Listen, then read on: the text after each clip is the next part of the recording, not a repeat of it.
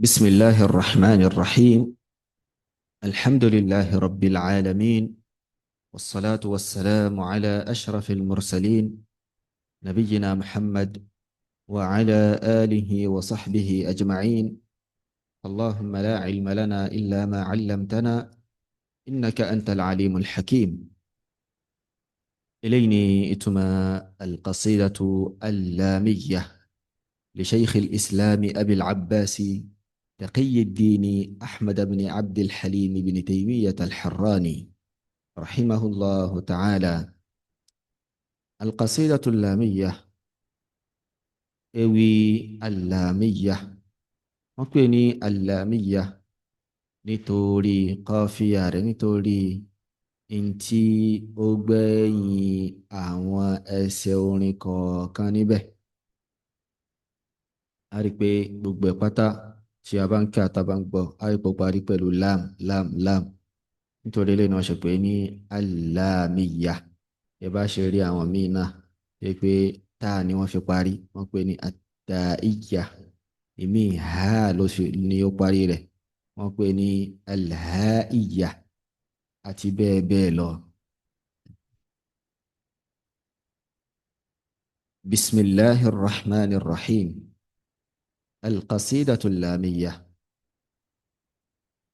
يا سائلي عن مذهبي وعقيدتي، رزق الهدى من للهداية يسأل. أفاني يا سائلي، مقبرة بيمي تنبيري لوامي لا تككو أم بيمي عن مذهبي، نقوى مذهب مي، nípa ìlànà mi tí mo ń rìn lórí rẹ̀, wá àkídàtí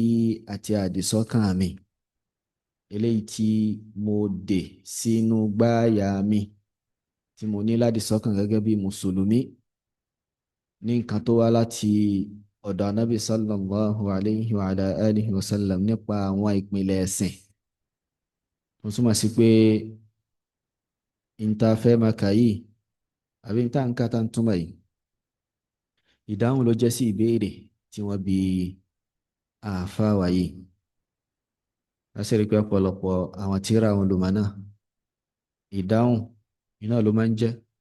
sí àwọn ìbéèrè táwọn èèyàn fi béèrè, táwọn èèyàn fi bí wọ́n. Eléyìí ṣe pọ̀ lọ́pọ̀lọpọ̀ nínú àwọn tírà olùmọ̀ àgbà yìí, Ibn Taymiyyah rahimahullahu ta'ala. Afáàní ya sa'ili, mo pè rẹ tó ń bí mi, an madhhabi, nípa madhhabu mi, nípa ìlànà mi tí mo rìn lórí rẹ̀, wá àkídàtí àti àdìsọ́kàn mi tí mo fi ń sin Allah subhanahu wa ta'ala gẹ́gẹ́ bí mùsùlùmí. Ruziqal huda, mo wá ń bẹ Allahu tọ́lá rẹ̀ ga kó bá mi rọ̀ lọ́rọ̀ ìmànà, kó bá mi jogún arizikì ìmànà. Man, fún ẹni tó jẹ́ pé lil hidayati yas'alu, ó ń béèrè nítorí kó bá lè mọ̀nà, ó ń béèrè nítorí kó bá lè mọ̀nà. اسمع كلام محقق في قوله، اسمع كلام محقق في قوله، لا ينثني عنه ولا يتبدل. أفاني اسمع، تتكو بو، tẹ́tí kò gbọ́ kàláàmà ọ̀rọ̀, ọ̀rọ̀ ẹni tó jẹ́ pé muhaqqiqin fi qawlihi, ẹnìkan tó jẹ́ pé tó bá sọ̀rọ̀ ọ̀rọ̀ rẹ̀ ó máa ń wá muhaqqaqu ni, ọ̀rọ̀ rẹ̀ ó máa ń ní ẹ̀rí, ó sì máa ń rinlẹ̀, ó máa ń jẹ́ nǹkan tó rinlẹ̀ pẹ̀lú ẹ̀rí ni. Ọ̀rọ̀ tó jẹ́ pé ó ní ẹ̀rí láti inú al-Qur'an, láti inú sunna nabi sallallahu alayhi wa sallam, láti inú àpẹnupọ̀ àwọn as-salafu salih inan. Sọ̀rọ̀ tí mo fẹ́ kó gbọ́, ọ̀rọ̀ tó bí mi nípa rẹ̀ tí mo fẹ́ dáhùn lélẹ̀, màá ṣe é ní nǹkan tí ó wà muhaqqaq, ní nǹkan tí ó rinlẹ̀ tó ní ẹ̀rí láti inú Al-Qur'an àti Sunnah tó jẹ́ pé àwọn ẹ̀rí rẹ̀ ìṣe nǹkan tó ṣe jà níyàn. Àwọn ọ̀rọ̀ náà sì ni tí mo fẹ́ kó gbọ́, àwọn ọ̀rọ̀ tó yẹ pé òyìn ń bùkátà òwò náà ń bùkátà láti ní ládì sọ́kàn ni, torí pé kì í ṣe ọ̀rọ̀ tèmi, kì í ṣe ọ̀rọ̀ orí ahọ́n lásán. La yanthani anhu muhaqqiqin fi qawlihi, ẹni tó yẹ pé tó bá sọ̀rọ̀ kò sọ̀rọ̀ ìfẹ́ inú yìí, ọ̀rọ̀ tó sì fẹ́ sọ ọ̀rọ̀ tó dá lójú ipò rinlẹ̀ nínú qala Allahu qala rasuluhu ni Allahu sọ òjíṣẹ́ rẹ̀ náà sọ ni. Ọ̀rọ̀ yẹn wá ní la yanthani anhu, kò wá ní dọ̀la kó wá sọ pé mo ti kúrò lórí ọ̀rọ̀ yẹn, torí pé nǹkan tó rinlẹ̀ ni, nǹkan tó ní ẹ̀rí ni, nǹkan tó rinlẹ̀ tó sì ní ẹ̀rí ni. Wala yatabaddalu, kò sì ní dọ̀la kó wá yí padà kó sọ pé òun ti change ẹ̀, òun ò sọ ọ́ mọ́, nǹkan mi lòun sọ báyìí. Tẹ́lẹ̀ a máa ṣàǹfààní pé kí ni àkídà eléyìí tó rinlẹ̀ tó jẹ́ àkídàtun nazila, àkídà tí wọ́n sọ̀kalẹ̀ láti sánmà, àkídà kan tẹ́ pé èèyàn wá ní mọ̀ tán kó wá tó wá bùkátà sí kó máa sọ kó sọ pé òun ti kúrò ń bẹ̀, àbí òun ti change ẹ̀, òun ti fi nǹkan mi pààrọ̀ rẹ̀. Torí pé nǹkan yìí ni nǹkan tí wọ́n bùkátà láti ní láti dè mọ́nú gbáàyè yẹn ni, èèyàn ò bùkátà sí kó yí padà. Ẹni tó bá sì yí padà, irú ẹni bẹ́ẹ̀ yóò jẹ́ onífẹ̀ẹ́nu, yóò jẹ́ oníbídàn. Wọ́n á bẹ̀rẹ̀ sí ni máa ka àwọn àkídà náà lọ́yọ̀ kọ̀ọ̀kan. Afáàní hubbu sahabati kullihim li madhhabun wa mawaddatul qurba biha atawassalu. Wọ́n ní hubbu sahabati, àkọ́kọ́ ní nǹkan tí mo fẹ́ kó mọ̀ nínú àdìsọ́kàn mi tí mo ní ládìsọ́kàn wọn ni ìfẹ́ àwọn sàhábà, ìnífẹ̀ẹ́ àwọn sàhábà, àwọn tí wọ́n bá Nabi sallallahu alayhi wa sallam tí wọ́n bá lò gbà, tí wọ́n sì nígbàgbọ́ sí, tí wọ́n sì kú lórí ìgbàgbọ́ yẹn. Ìní ìfẹ́ wọn, ìmọ̀ nífẹ̀ẹ́ sí wọn, kullihim gbogbo wọn pátá o, li madhhabun, ìlànà mi ni tí mo ń rìn lórí rẹ̀. Ìlànà mi tí mo ń rìn lórí rẹ̀ ni pé kí ni a máa nífẹ̀ẹ́ sí gbogbo àwọn sàhábà, gbogbo àwọn tó bá ti rinlẹ̀ wípé sàhábì ànábì sallallahu alayhi wa sallam iná ni wọ́n, a máa nífẹ̀ẹ́ sí wọn. Wa mawaddatul qurba, ìwà máa nífẹ̀ẹ́ sí àwọn al-qurba, àwọn tí wọ́n jẹ́ aráalé ànábì sallallahu alayhi wa sallam, àwọn alásùnmọ́ rẹ̀, àwọn alásùnmọ́ ànábì sallallahu alayhi wa ala alihi wa sallam. Ìmọ̀ nífẹ̀ẹ́ wọn ìyẹn láwọn tí wọ́n jẹ́ mùsùlùmí nínú wọn. Biha atawassalu, nǹkan kan ní tẹ́ pé mo fi máa ń ṣe àkàsọ̀ lọ sọ́dọ̀ Allahu subhanahu wa ta'ala gẹ́gẹ́ bí iṣẹ́ rẹ̀, gẹ́gẹ́ bí iṣẹ́ rẹ̀. Mo kà á kún iṣẹ́ rẹ̀ mi tí mo ń ṣe, tí mo sì máa fi ṣe àkàsọ̀ lọ sọ́dọ̀ Allahu subhanahu wa ta'ala. Torí pé náà kàtà fi máa ń ṣe tawassulu, òun ni iṣẹ́ rẹ̀. Allahu subhanahu wa ta'ala ni ya ayyuhal ladhina amanu ittaqullaha wabtaghu ilayhi alwasilata wajahidu fi sabilihi la'allakum tuflihun. Allahu ni mo pe ẹ̀yin olùgbàgbọ́ òdodo, ẹ páyà Allahu kẹ́sì máa ṣe àwọn iṣẹ́ rẹ̀ láti máa fi ṣàkàsọ̀ lọ sọ́dọ̀ rẹ̀. Kò sọ pé kẹ́ mú àfáà kan ní wàsílà, kò sọ pé kẹ́ mú ànábì ní wàsílà. Ó ní pé kí ni wabtaghu ilayhi alwasila, ẹ máa wá àwọn iṣẹ́ rẹ̀, ẹ máa ṣe àwọn iṣẹ́ rẹ̀ tẹ́ fi máa ṣe àkàsọ̀ lọ sọ́dọ̀ Allah subhanahu wa ta'ala. Nínú àwọn iṣẹ́ rẹ̀ òun wà ní kí ẹ nífẹ̀ẹ́ sí àwọn sàhábà, kí ẹ nífẹ̀ẹ́ sí àwọn ará ilé ànábì sallallahu alayhi wa ala alihi wa sallam. Yóò máa fi ṣàkàsọ̀ pẹ̀lú pé kí ni yóò máa sọ fún Allah pé èrè olú ẹlẹ́dàá mi, tó bá jẹ́ pé nítòótọ́ ni mo nífẹ̀ẹ́ sí àwọn mọ̀lẹ́bí ànábì sallallahu alayhi wa sallam, àwọn alásùnmọ́ rẹ̀ nítòdodo nítorí tẹ̀sìn, èrè olú ẹlẹ́dàá mi ṣe nǹkan báyìí fún mi, mú ìnira báyìí mú kúrò fún mi. lẹ́yìn àfa tẹ̀síwájú ni pé walikullihim qadrun ala wa fadailun lakinnama as-siddiqu minhum afdalu. wọ́n ní walikullihim, ó ń bẹ fún gbogbo wọn, gbogbo àwọn wo, gbogbo àwọn sàhábà yìí, ń bẹ fún gbogbo àwọn sàhábà yìí o, qadrun ala, ipò manzila, ipò eléyìí tó ga wa fadailun àti àwọn ẹ̀yìn, àwọn nǹkan ẹ̀yẹ, nǹkan ẹ̀yìn, àwọn ọlá eléyìí tó pọ̀, tòun ti bí ogun wọn ṣe wá wà nípò tó ga tí wọ́n sì ní ọlá yìí. Lakinnama Siddiqu, ṣùgbọ́n o ẹni tó ń jẹ́ Siddiqu nínú wọn, as-Siddiqu minhum nínú àwọn sàhábà o, afdalu, òun ló fi ń lọ́lá jù, òun ló fi ń lọ́lá jù o. Ẹni pé àwọn sàhábà tó ń ti pé gbogbo wọn wọ́n ga nípò, ẹni ọlá yìí náà ni wọ́n, ṣùgbọ́n o wọn sí lórí ipò kankan náà, tó ń ti bẹ́ẹ̀ náà, tó ń ti bẹ́ẹ̀ náà wọ́n sí lórí ipò kankan náà, wọ́n tún jura wọn lọ. Ẹni tó fi wá ń ga jù nínú wọn, tó fi ń lọ́lá jù nínú wọn, òun náà ni as-Siddiqu Abu Bakrin radiyallahu anhu. Eléyìí sì ni pẹ̀lú àpẹnupọ̀ ni gbogbo àwọn sàhábà pátá ẹni wọ́n kò lórí eléyìí, bí ó ṣe rí náà nìyẹn. lẹ́yìn náà fáwọn ni wa aqulu fil Qur'ani ma ja'at bihi ayatuhu fahuwal karimul munzalu. afáwọn ni wa aqulu, máa wá máa sọ, yẹni pé ọ̀rọ̀ mi lélẹ́yìí o nípa nǹkan tí mo ní láti sọ́kàn, mò ń sọ lẹ́ni tí ó fi ń rinlẹ̀ gẹ́gẹ́ bí àdìsọ́kàn mi. ipe kíni fil Qur'ani, nípa al-Qur'an, eléyìí tí Allah subhanahu wa ta'ala tí ó sọ̀ kalẹ̀ láti ọ̀dọ̀ rẹ̀. Ma ja'at bihi, ntí ó mú wá, ayatuhu, àwọn àyà rẹ̀, ntí àwọn àyà al-Qur'an tí ó mú wá, iná ní kíni, iná ní tí máa fi rinlẹ̀,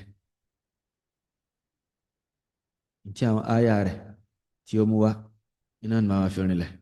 ṣèyá ni pé al-Qur'an yìí o, afá sọ pé fahuwa al-karimul munzalu, pé al-Qur'an yìí o, al-karimu ni, tírà alápọ̀nlé ni, tírà alápọ̀nlé ni, al-munzalu yẹni pé al-munazzalu ni, in tó sọ̀kalẹ̀ láti ọ̀dọ̀ Allahu subhanahu wa ta'ala. so ntí a máa sọ nípa al-Qur'an ni pé kí ni ó sọ̀kalẹ̀ ni,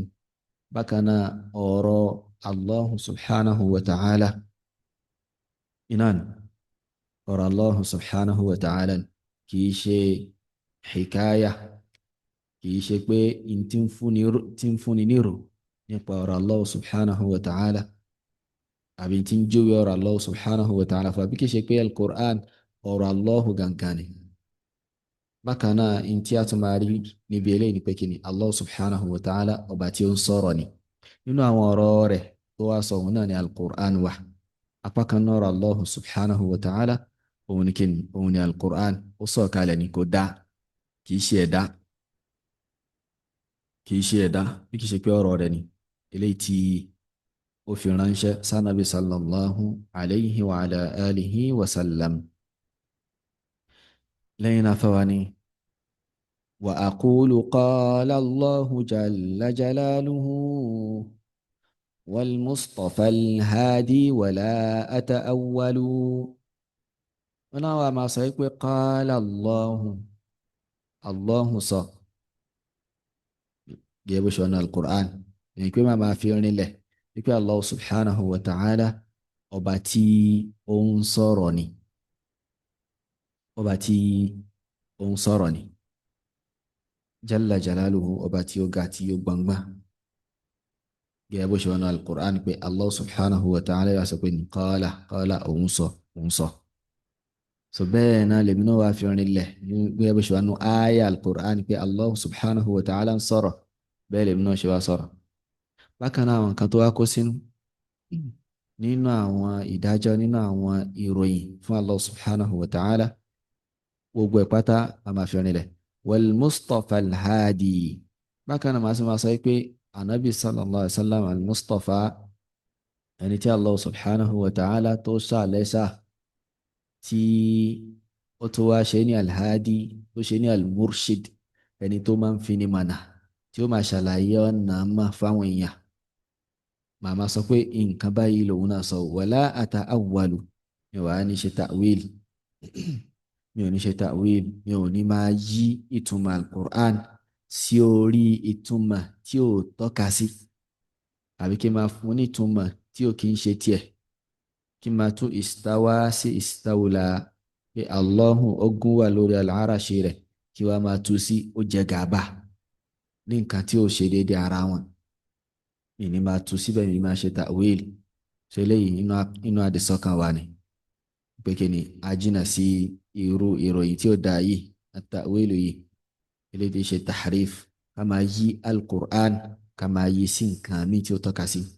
lẹ́yìn náà fáwa ni wa jami'u ayati sifati umirruha haqqan kama naqala at-tirazul awwalu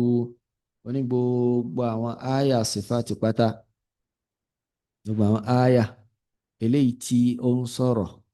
nípa ìròyìn Allahu subhanahu wa ta'ala umirruha máa fi wọ́n rinlẹ̀ lójúpọ́nà bí wọ́n ṣe wà haqqan lódodo kama naqala at-tirazul awwalu gẹ́gẹ́ bí ó ṣe gbà á wá àwọn at-tirazu al-awwalu àwọn tí wọ́n ti rí kọjá láwọn ìran alákọ̀ọ́kọ́ tí wọ́n ṣẹ̀mí lẹ́yìn anabi sallallahu alayhi wa sallam àbí lásìkò anabi sallallahu alayhi wa sallam ní àwọn sahaba ridwanullahi alayhim bí wọ́n ṣe gbà á wá tí pé wọ́n yí wọ́n tú ní tukutu pé àyà báyìí ó fi ìròyìn báyìí rìnlẹ̀ fún Allah subhanahu wa ta'ala tí àwọn tí wọ́n wá lẹ́yìn tí wọ́n padà wọn sọ pé a lè fi nǹkan yìí rìnlẹ̀ fún Allah subhanahu wa ta'ala lórí pé ó jẹ́ ìròyìn ẹ̀dá àwọn tí wọ́n ti àwọn at-tirazul awwalu yìí àwọn ò sọ bẹ́ẹ̀ bí wọ́n ṣe báwọn at-tirazul awwalu yìí bí wọ́n ṣe bá a lò tí wọ́n gbà wá tí wọ́n sọ̀sọ́kùsọ nípa rẹ̀ bẹ́ẹ̀ lèmi náà máa ṣe ìmúrọ́rù rẹ̀ gẹ́gẹ́ bí alimam Ahmad rahimahullah ta'ala wọn sọ pé amirruha kama ja'at bila kayf àwọn àyà tó wà ní al-Qur'an tó ń sọ̀rọ̀ nípa ìròyìn Allah subhanahu wa ta'ala yìí ẹ máa fi wọ́n rinlẹ̀ gẹ́gẹ́ bó ṣe wá náà ni láì ní máa sọ pé báyìí lórí láì ní máa fi jọ ìròyìn ẹ̀dá kankan lẹ́yìn náà afáwa ni wa aruddu uhdataha ila nuqaliha wa asunuha an kulli ma yutakhayyalu wọ́n ní wa aruddu uhdataha máa dá uhdá rẹ̀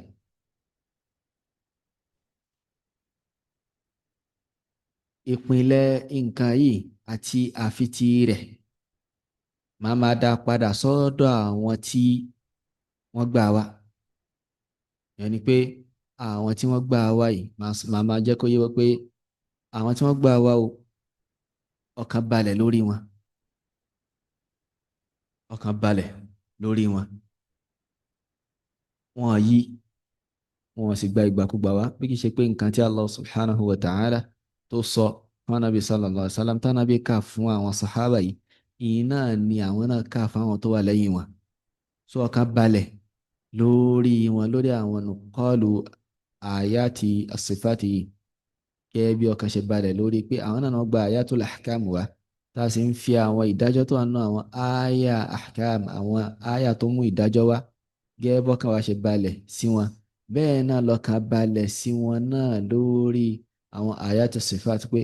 bí ó ṣe wà náà ni wọ́n ṣe gbà wá wọ́n yí wa asúnù ha máa wá máa guide máa dáàbò bo in tí àwọn tí wọ́n gbà wá yìí àwọn àyàtì máa dáàbò bo an kulli ma yutakhayyalu kúrò níbi gbogbo tíyẹn lè máa rò ní làákàyè ní ròrí pé ìròyìn yìí ẹ sọ pé Allah subhanahu wa ta'ala lọ́wọ́ ẹ̀sọ́ wa túmọ̀ sí pé ó jọ ọwọ́ ó túmọ̀ sí pé à ń fi ìròyìn ẹ̀dá àfihàn rẹ̀ fún Allah subhanahu wa ta'ala eléyìí nínú àwọn kan tí téèyàn máa rò ní làákàyè ni táwọn èèyàn máa rò àbí téèyàn tí a máa gbìyànjú pé wọ́n sọ pé Allah ní ìròyìn báyìí bó gan ló ṣe rí téèyàn á máa tí wọ́n máa yàwòrán rẹ̀ sínú làákàyè wọ́n sọ pé kí ni ìpìlẹ̀ mi àdìsọ́kàn mi ni pé kí ni gbogbo àyà tó bá ń tọ́ka sí ròyìn Allah subhanahu wa ta'ala bí hadith náà màá máa dáàbò bò kúrò níbi gbogbo ohun tí àwọn èèyàn lè máa lérò. Màá máa ṣàlàyé pé gbogbo ohun tó lè máa lérò nílàákàyè rẹ̀ fallahu fawqa dhalik Allah subhanahu wa ta'ala ó ju gbogbo èèyàn lọ. Gbogbo ohun tí èèyàn lè máa fi làákàyè èèyàn rò pátápá wọ́n sọ pé Allah ní ròyìn báyìí ṣé wàá túmọ̀ sí pé báyìí lórí ṣé ó túmọ̀ sí pé báyìí lórí gbogbo ẹ̀ pátá nǹkan tí kò rinlẹ̀ ni tí a sì máa fọ alukur'an tí a máa fọ ọmọ kúrò ń bẹ̀ pé alukur'an kò rí bí àwọn èèyàn bí wọ́n ṣe ń lérò yìí bí eléyìí bó ṣe rí náà ni. lẹ́yìn náà fáwọn sọ pé qubhan liman nabadha al-Qur'ana wara'ahu wa idha istadalla yaqulu qala al-akhtalu wọ́n ní qubhan èébú kẹ́límà èébú gbólóhùn èébú iná ní eléyìí yẹni pé sí ọ ẹni tó yẹ pé nabadha al-Qur'ana wara'ahu ó rí al-Qur'an báyìí ó sì mọ̀ọ́mọ̀ fi sẹ́yìn rẹ̀ ó gbàdánù pé mi ò fẹ́ jàre ó gbọ́ aya al-Qur'an tó ń fi ròyìn rẹ̀ fún Allah subhanahu wa ta'ala wọ́n wá sọ pé àrárá aya Qur'an yẹn mi ò ní mú tèmi ìròyìn yẹn mi ò ní fi rìnlẹ̀ fún Allah subhanahu wa ta'ala kí ló wá ṣe tó bá fẹ́ wá mẹ́rin wá pé ìròyìn báyìí ìtumọ̀ báyìí là wá fún tó yàtọ̀ sí ìtumọ̀ tó wà ní al-Qur'an tó yàtọ̀ sí ìtumọ̀ tí èdè Lárúbá tó ń tọ́ka sí wa idha istadalla tó bá fẹ́ wá mẹ́rin wá o yaqulu tí wàá máa sọ ni pé qala al-Akhtalu sọ al-Akhtalu sọ tani sì ń jẹ́ al-Akhtal òun náà ni arákùnrin kan tó rúkọ rẹ̀ ń jẹ́ Ghayath ibn Ghayth at-Taghlibi arákùnrin kan ni tó jẹ́ Nasrani Christian ni kèfèrí ni òun wá ní àwọn tí wọ́n pera mùsùlùmí náà máa fi ṣẹ̀rí lórí al-Qur'an àwa sọ fún wọn pé al-Qur'an ó sọ báyìí ó fi nǹkan báyìí nílẹ̀ fún Allah subhanahu wa ta'ala ipe Allah subhanahu wa ta'ala ń sọ̀rọ̀ àwọn wá sọ pé ọ̀rọ̀ náà kan ni tó ń jẹ́ ọ̀rọ̀ náà kan kì í ṣe ọ̀rọ̀ tí ó máa ń hun jọ látara àwọn harafi alif ba ta tha àbí tí ohun ó gbé jáde láti fi sọ pé kí ni Allah subhanahu wa ta'ala ọ̀rọ̀ rẹ̀ kì í ṣe ọ̀rọ̀ téèyàn máa ń gbọ́ kì í sì ṣe ọ̀rọ̀ tí wọ́n máa ń hun jọ látara harafi báyìí tó ń ti pé Allah subhanahu wa ta'ala òun ló sọ al-Qur'an lọ́rọ̀ nínú àwọn ìtòyí sọ́nà al-Qur'an náà ni yasin ya àti sin qaf àwọn al-hurufu al-muqatta'a Allah subhanahu wa ta'ala ló sọ wọn wọ́n tún wọ́n sí pé kí ni ọ̀rọ̀ Allah subhanahu wa ta'ala bi harfin wa sawt pẹ̀lú harafi àti pẹ̀lú ohun ni inú tó ń tọ́ka sí pé Allah subhanahu wa ta'ala ó máa ń sọ̀rọ̀ pẹ̀lú ohun tó ṣe é gbọ́ ohun náà ni pé kí ni Allah subhanahu wa ta'ala ó ń sọ fún al-Qur'an wípé òun ń pe lágbájá wípé òun ń pè ó ń lo gbólóhùn ànídá fúnra lára rẹ̀ pé òun ń pe àwọn ẹrú òun kan àbí òun ń pe ẹnìkan náà àwọn ẹ̀dá rẹ̀ so ànídá ò sì nínú èdè Lárúbáwá wọ́n wáyé pé wọ́n ṣe nìdá la yakunu illa bi sawtin masmu' kò lè ṣẹlẹ̀ àfi pẹ̀lú ohùn tí ẹni tá à ń pè ó gbọ́ tó bá dẹjọ́ ìmúdà al-qiyamah náà Allah subhanahu wa ta'ala gẹ́gẹ́ bí ṣe wọnú hadith pé yunadi bisawtin yasma'uhu kullu al-khala'iq yóò pèpè yóò sọ̀rọ̀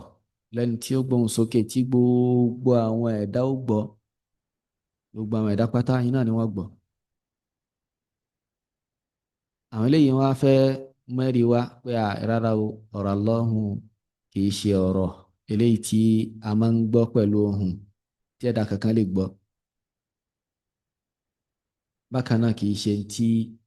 í ṣe òun ni tí wọ́n kó jọ pẹ̀lú harafi wọ́n á lọ mú ọ̀rọ̀ kírísítẹ́nì wá kírísítẹ́nì tó yẹ pé ó sẹ̀mí èyí pé ó sẹ̀mí síwájú al-Qur'an gan lẹ́yìn ló tó sẹ̀mí ipò sọ pé innal kalama la fil fuadi wa innama ju'ila lisanu ala al fuadi dalila. Pé Qur'an, pé ọ̀rọ̀ tó ń jẹ́ ọ̀rọ̀ gangan òun ni kíni, òun ni tó wà nù fuad, tó wà nù ọkàn wa. Ahọ́n kan jẹ́ ẹ̀rí fún in tó wà nù ọkàn lásán. Pé ahọ́n tó ń gbé ọ̀rọ̀ jáde tí mo fi ń sọ̀rọ̀ yìí, ahọ́n kan ń sọ ohun tó wà nù ọkàn mi ni, kì í ṣe pé ahọ́n gangan ló ń sọ̀rọ̀. Ọ̀rọ̀ tí mò ń sọ gangan nù ọkàn mi ló wà, ṣùgbọ́n ahọ́n kan gbé jáde ni. Tí wọ́n fẹ́ lò lẹ́rìí tòun ti pé ọ̀rọ̀ yìí gan orin lẹ̀ dọ́dọ̀ ẹni tí wọ́n sọ yìí, tí wọ́n sọ pé ó sọ yìí, Al-Akhtalu yìí, orin lẹ̀ pé ó sọ ọ̀rọ̀ yìí, orin lẹ̀ pé òun ló sọ. Ṣùgbọ́n wọ́n sá ń wá ọ̀nà láti fi gbé Al-Qur'an, láti fi gbé etì, láti fi pátí, láti fi sọ pé à nílò Al-Qur'an ni. Eléyìí ìlànà àwọn Asha'ira, Al-Maturidiyya àti bẹ́ẹ̀ bẹ́ẹ̀ lọ iná ilé. Lẹ́yìn náà fàtí wá bọ́ sínú àdìsọ́kàn mi náà, àdìsọ́kàn wọn sọ pé wal-mu'minuna yarawna haqqan rabbahum wa ila as-sama'i bighayri kayfin yanzilu. Ó ní wal-mu'minuna, àwọn mùmíní, àwọn olùgbàgbọ́ òdodo ní yarawna, wọn a rí haqqan lódodo rabbahum, Olúwa Ẹlẹ́dàá wọn, ọba tó dá wọn. Wọn a rí ní ọjọ́ ìgbéde al-qiyamah pẹ̀lú ojú wọn. Ẹnì kankan wọn rí Allah subhanahu wa ta'ala. Wa ila as-sama'i bighayri kayfin yanzilu. Bákan náà, inú àdìsọ́kàn mi ni pé Allah subhanahu wa ta'ala ó máa ń sọ̀kalẹ̀ wá sí sámà, ìyẹn sama'ud dunya, sámà ilé ayé, bighayri kayfin, ní ojú pọ́nà táwo mà. Àmọ́ bó ṣe ń sọ̀kalẹ̀ tẹ́nìkan wá dúró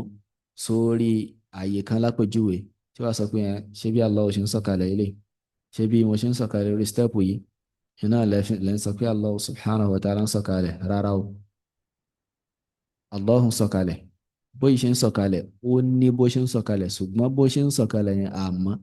ṣùgbọ́n ìsọ̀kalẹ̀ àmọ́ ìtumọ̀ rẹ̀ ó ní pé an-nuzulu, sísọ̀kalẹ̀ ó máa ń ṣẹlẹ̀ láti ibi tó bá ga wá síbi tí ó bá wálẹ̀ ni. Gbogbo àná la sì mọ̀ pé Allah subhanahu wa ta'ala ibi tó ga jùlọ iná ló wà, lókè gbogbo àwọn ẹ̀dá rẹ̀ pátá iná ló wà. Wọ́n sọ pé wọ́n máa ń sọ̀kalẹ̀ wá sí sánmà ilé ayé, yẹ bó ṣe wà nù hadith anabi sallallahu alayhi wa ala alihi wa sallam. Ṣùgbọ́n bi ghayri kayfin yanzilu, a máa sọ̀kalẹ̀ gba ọ̀nà tí àwa ò mà, a máa sọ̀kalẹ̀ gba ọ̀nà tí àwa ò mà. Wa uqirru bil mizani wal hawdi alladhi arju bi anniya minhu riyan anhalu. Ó ní wa uqirru, mo tún wá fi rinlẹ̀, mo tún fi rinlẹ̀ nínú àdìsọ́kàn mi tí mo ní ládìsọ́kàn tí mo sì rìn lórí rẹ̀ ni pé mo ń fi almizani, mo ń fi almizan, mo fi rinlẹ̀. Almizan òun ni nǹkan fi máa ń ṣe òṣùwọ̀n, nǹkan fi máa ń ṣe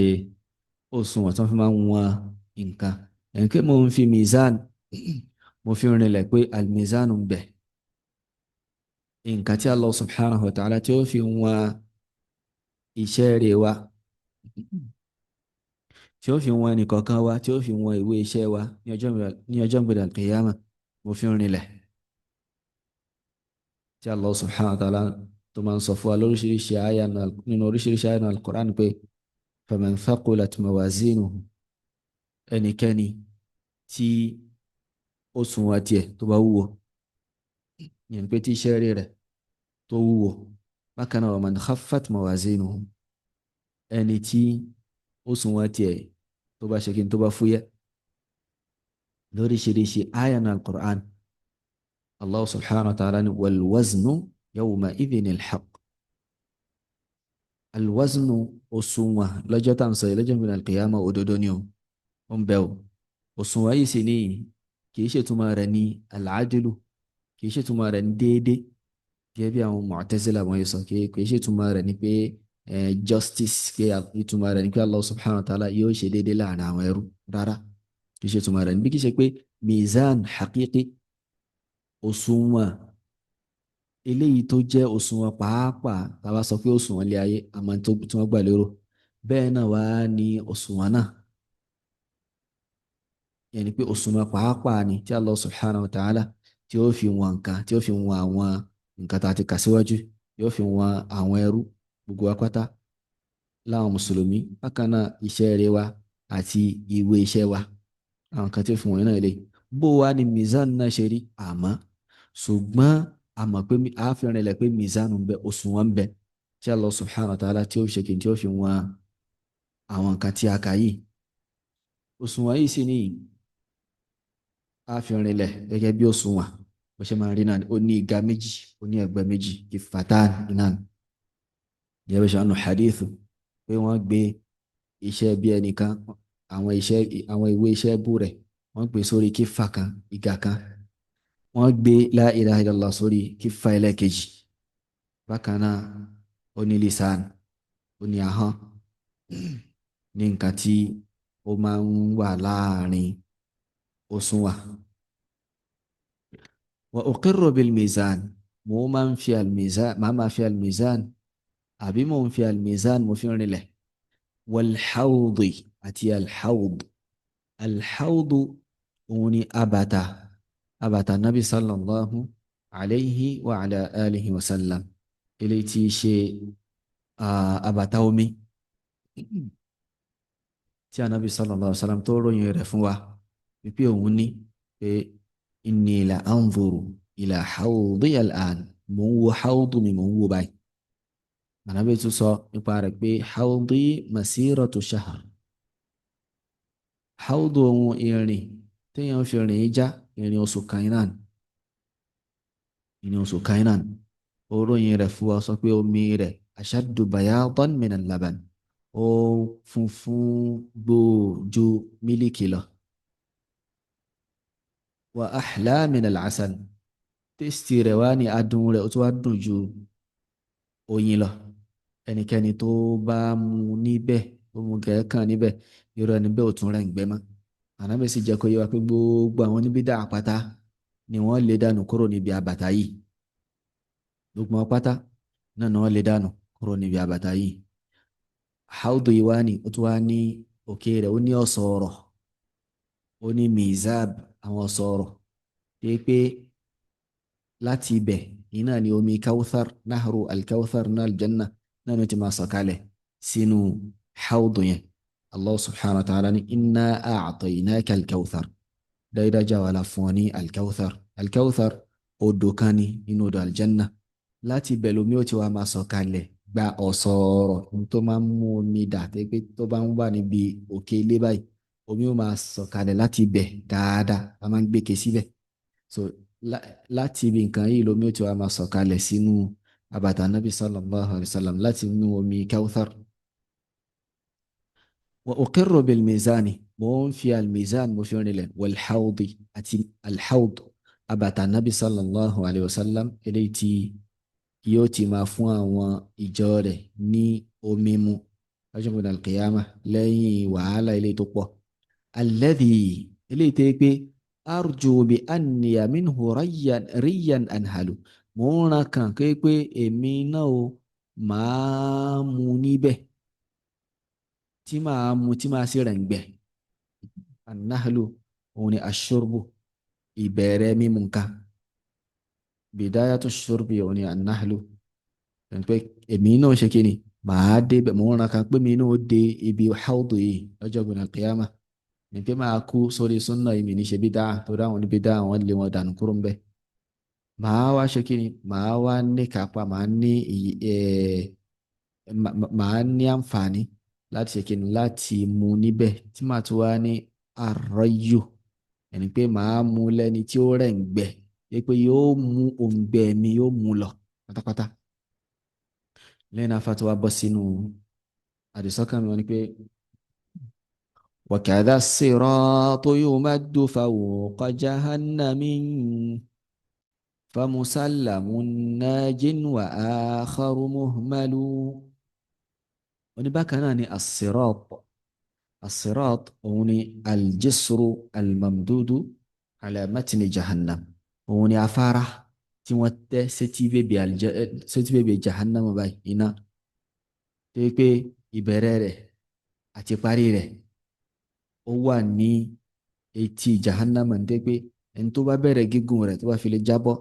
yóò jábọ́ sínú náà jahannama ni. Tó bá fi lè làájá yóò ṣe kíni, tó bá fi lè rìn já yóò bọ́ sí inú aljanna, yóò bọ́ sí ìbẹ̀rẹ̀ aljanna. Mo wá ń fi kíni, mo ń fi asiratu yìí mo fi ń rinlẹ̀, mo ń fi siratu yìí náà mo ń fi òun náà mo fi ń rinlẹ̀ pé afárá kan ń bẹ ní etí bèbè jahannama lọ́jọ́ gbọdọ̀ alqiyama yìí wípé àwọn èèyàn ó máa kọjá lórí rẹ̀,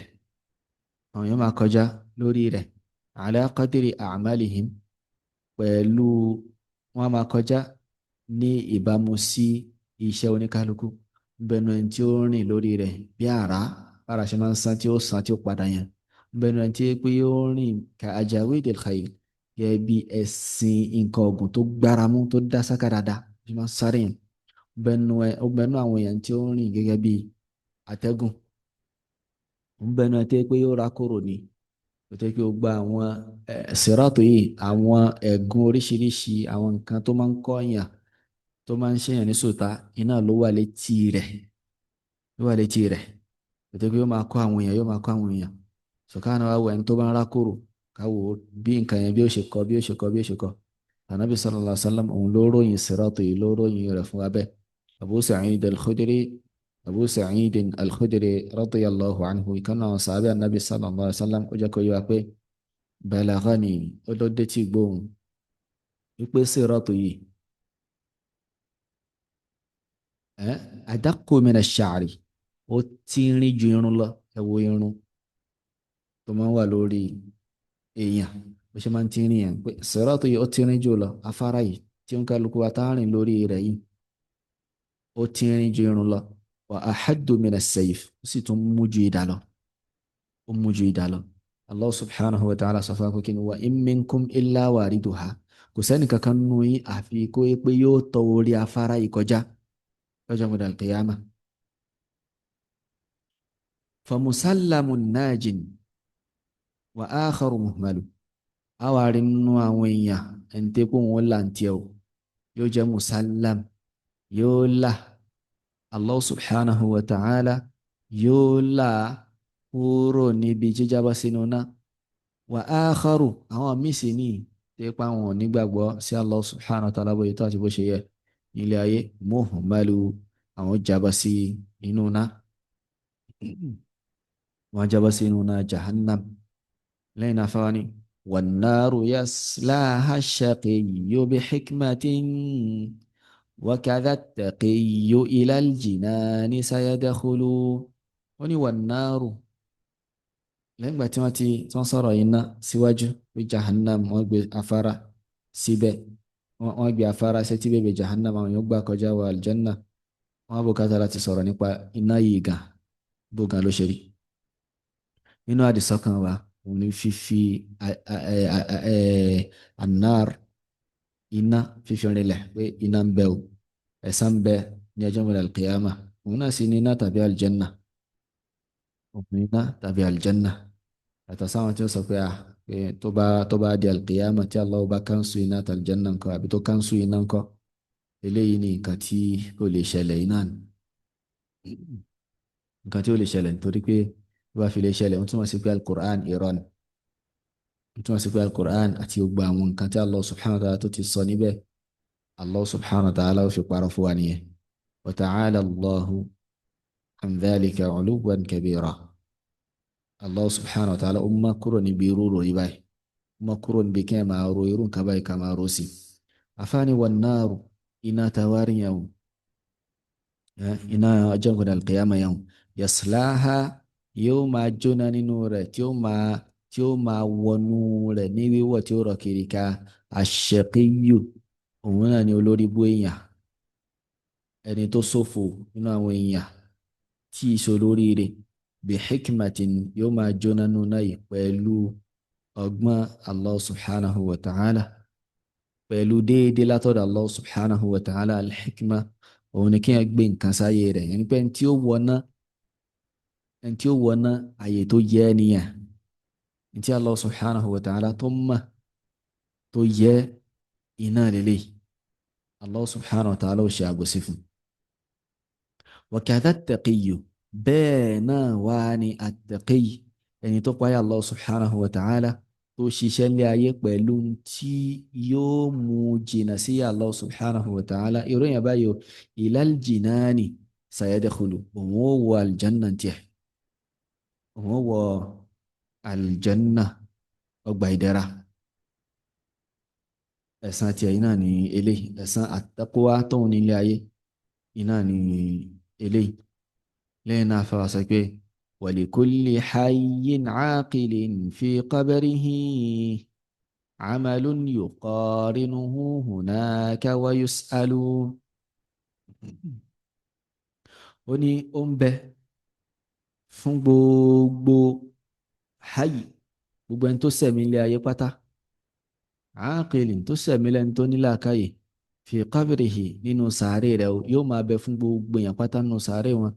amalun iṣẹ́ kan tó yẹ pé yuqarinuhu yóò máa sahaba rẹ̀ yusahibuhu yóò máa wà pẹ̀lú rẹ̀ wọ́n pẹ́ qarin ń lọ rí ayò iṣẹ́ tó ń kálukú gbélé ayé ṣe nínú ni ó máa wà pẹ̀lú rẹ̀ hunaka níbẹ̀ yẹn nínú sàárè rẹ̀ iṣẹ́ tó ń kálukú ṣe ilé ayé náà ni ó wà pẹ̀lú rẹ̀ nínú sàárè rẹ̀ tó bá yẹ pé dáadáa ni dáadáa yìí náà ni ó wà pẹ̀lú rẹ̀ tí ó tutù tí yóò rí tí òǹkàlùkù wó rí tá a sì máa sọ pé kí leléyìí ẹni tó bá yẹ pé iṣẹ́ ẹbú iná ló ń gbélé ayé ṣe yóò máa sọ pé ó bá rí iṣẹ́ rẹ̀ yóò sọ pé kí ni ìwọ yìí tó yẹ pé ojú rẹ̀ kò dán ò dùn wò ò fanimára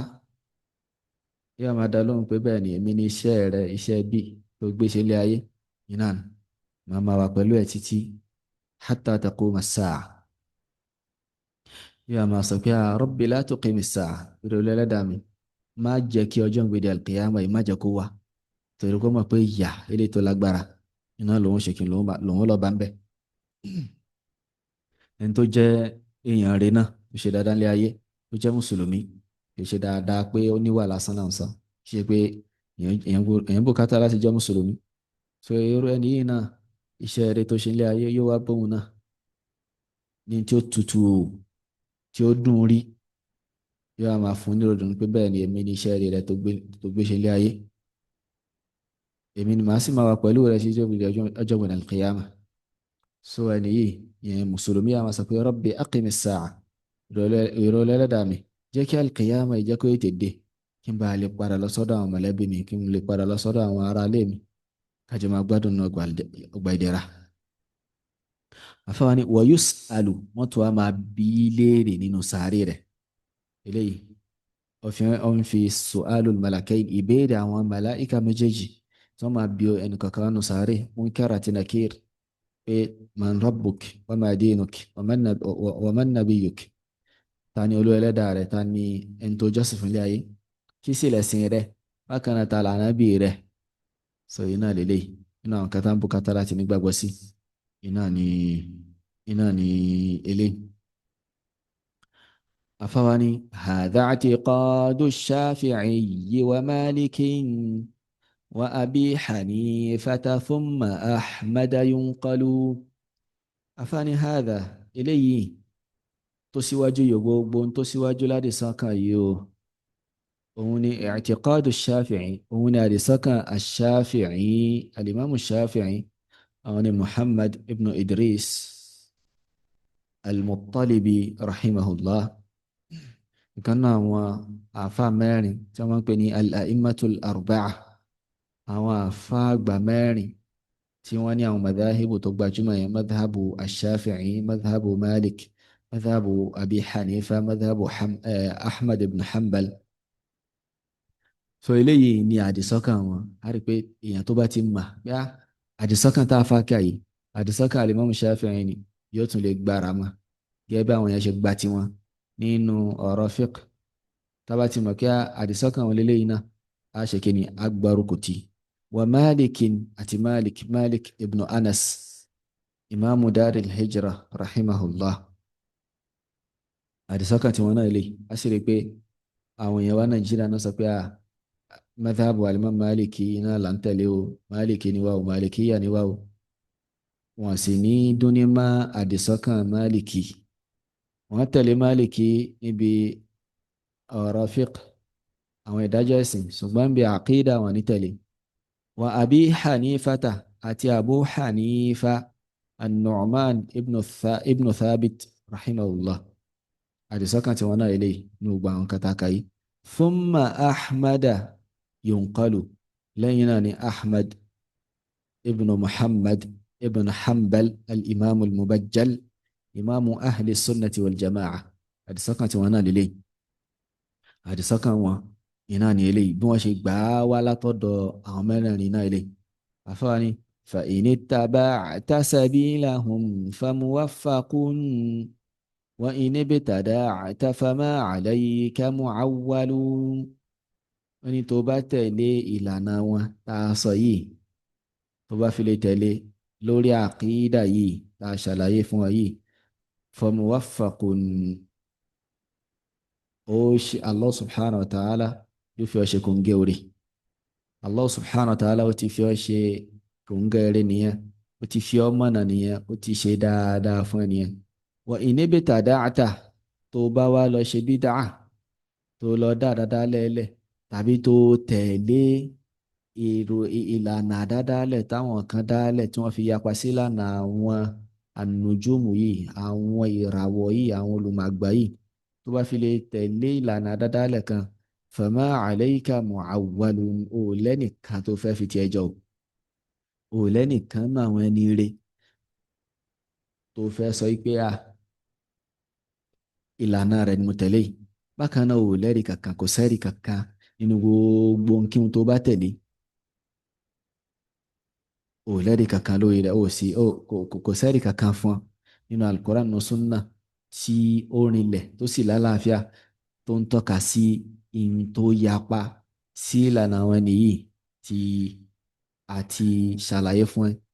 ní ṣókí. So eléyìí ni àlàyé al-manzumatu al-lamiyya aw al-qasidatu al-lamiyya li shaykh al-islam ibn taymiyyah al-harrani rahimahullahu ta'ala. نص اللامية. بسم الله الرحمن الرحيم. يا سائلي عن مذهبي وعقيدتي، رزق الهدى من للهداية يسأل. اسمع كلام محقق في قوله، لا ينثني عنه ولا يتبدل. حب الصحابة كلهم لي مذهب، ومودة القربى بها أتوسل. ولكلهم قدر على وفضائل، لكنما الصديق منهم أفضل. وأقول في القرآن ما جاءت به آياته فهو الكريم المنزل. وأقول قال الله جل جلاله والمصطفى الهادي ولا أتأول. وجميع آيات الصفات أمرها حقا كما نقل الطراز الأول. وأرد عهدتها إلى نقالها، وأصونها عن كل ما يتخيل. قبحا لمن نبذ القرآن وراءه، وإذا استدل يقول قال الأخطل. والمؤمنون يرون حقا ربهم، وإلى السماء بغير كيف ينزل. وأقر بالميزان والحوض الذي أرجو بأني منه ريا أنهل. وكذا الصراط يمد فوق جهنم، فمسلم ناج وآخر مهمل. والنار يصلاها الشقي بحكمة، وكذا التقي إلى الجنان سيدخل. ولكل حي عاقل في قبره عمل يقارنه هناك ويسأل. هذا اعتقاد الشافعي ومالك وأبي حنيفة ثم أحمد ينقل. فإن اتبعت سبيلهم فموفق، وإن ابتدعت فما عليك معول. والله تعالى أعلى وأعلم. سبحانك اللهم وبحمدك، أشهد أن لا إله إلا أنت، أستغفرك وأتوب إليك.